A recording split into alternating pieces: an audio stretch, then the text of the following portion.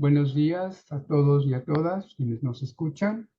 Bienvenidos al primer Congreso Internacional Iberoamericano sobre la contribución de América Latina a la sociedad internacional. En esta ocasión vamos a presentar la ponencia Indicadores de la pobreza multidimensional en México. Esta ponencia la hemos elaborado la doctora Angélica Reina de la Universidad Autónoma del Estado de Hidalgo en México y el maestro Jorge Detmer González, servidor del Instituto de Investigaciones Sociales de la UNAM. Bien. Bueno, para comenzar, los objetivos de esta ponencia son presentar un panorama general de la evolución de los métodos de medición de la pobreza en México.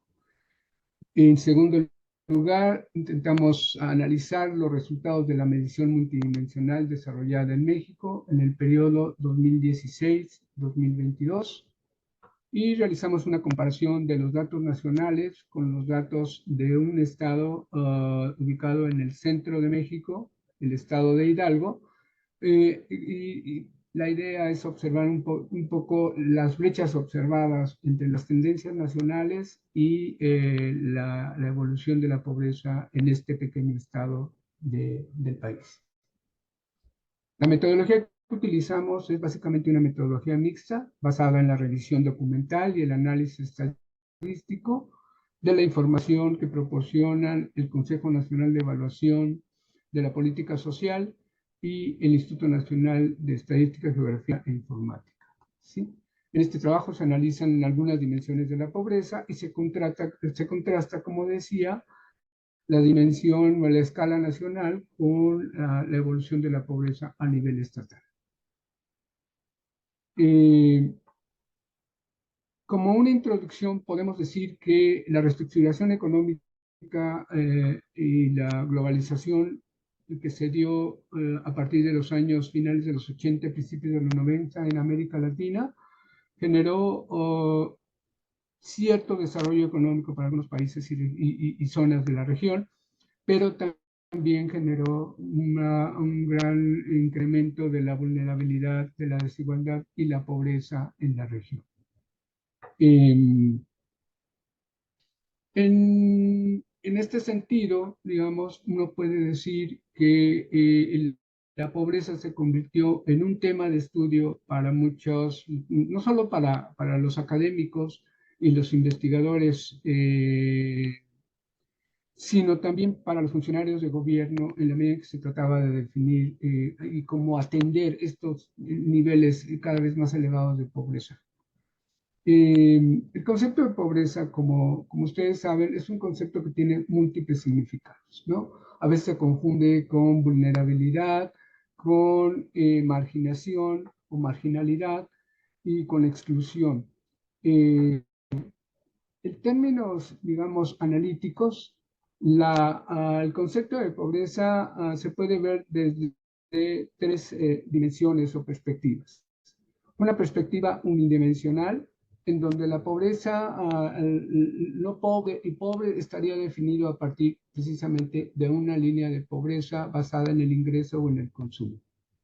Una segunda perspectiva sería la perspectiva multidimensional, en donde el concepto de pobreza se maneja o se ve como algo relativo, es decir, producto de necesidades básicas insatisfechas, ¿sí?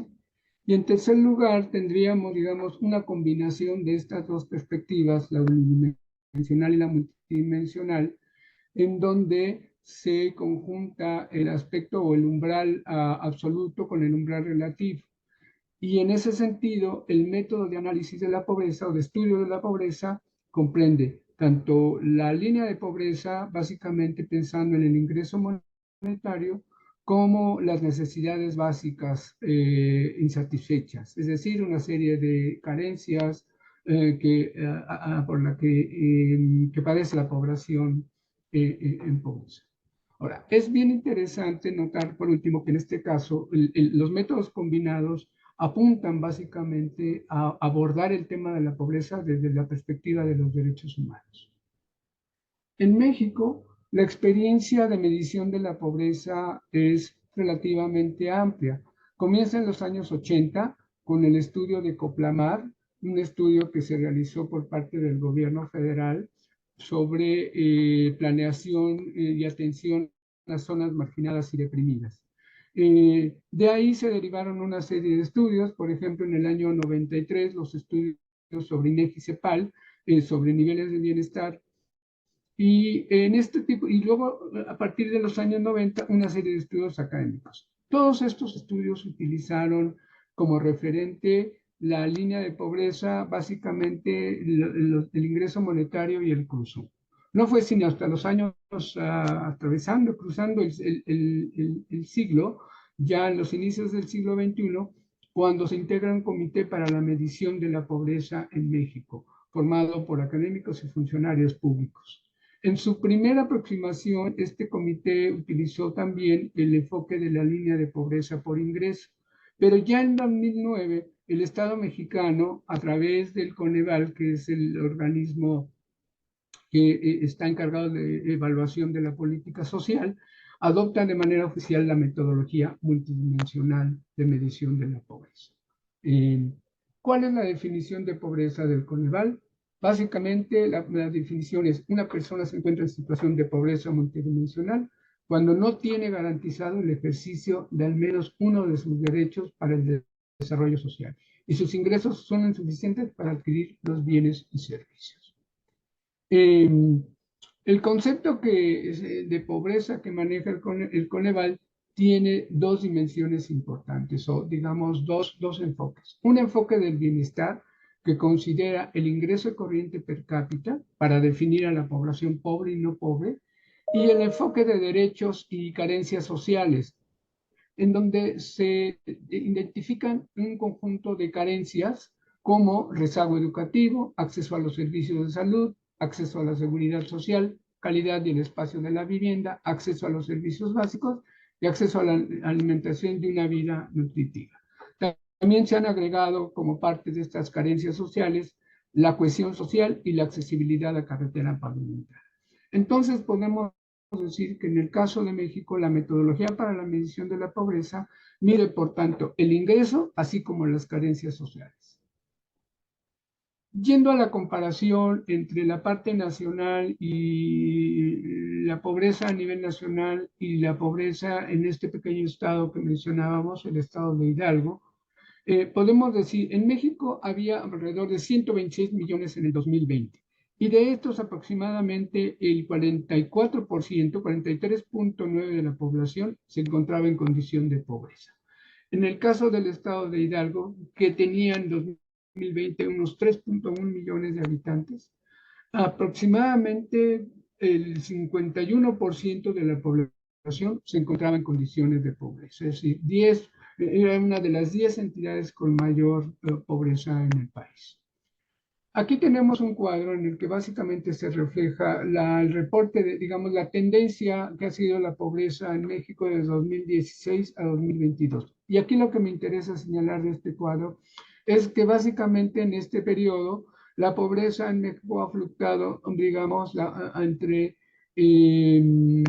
más o menos un 46% de la población, de un 41-46% de la población en situación de pobreza. Pero un dato que es muy interesante y que tiene que ver con la evolución y el impacto que tuvo la pandemia en los servicios sociales y en la carencia a la atención de ciertos indicadores, es la carencia por servicios de salud. Entonces podemos decir, un poco resumiendo, que entre 2008 y 2016 la pobreza en México ha fluctuado entre unos, digamos, 48 millones, 49 millones y 53, 55 millones. La pobreza extrema se ha movido entre 11 millones más o menos, la pobreza extrema y la pobreza, digamos, entre 11.7 y 11.4 millones. Bien, para abreviar, dejo la palabra a la doctora Angélica Reina sobre estas tendencias comparadas de la pobreza multidimensional en el país y en el estado de Hidalgo. Tiene la palabra, doctora Reina. Gracias. Sí, las tendencias comparadas de la pobreza multidimensional entre el país y el estado de Hidalgo las tenemos representadas con algunos indicadores en estas gráficas. En la línea azul viene el dato nacional y en la línea roja viene el dato del estado de Hidalgo para el periodo 2016-2022. Y lo que vemos es que el porcentaje de población en situación de pobreza fue descendiendo, pero en el estado de Hidalgo siempre fue superior al dato nacional. El porcentaje de población en situación de pobreza extrema eh, ha venido también descendiendo a nivel nacional y a nivel estatal, solo que en el estado de Hidalgo la tendencia comenzó con niveles más altos todavía.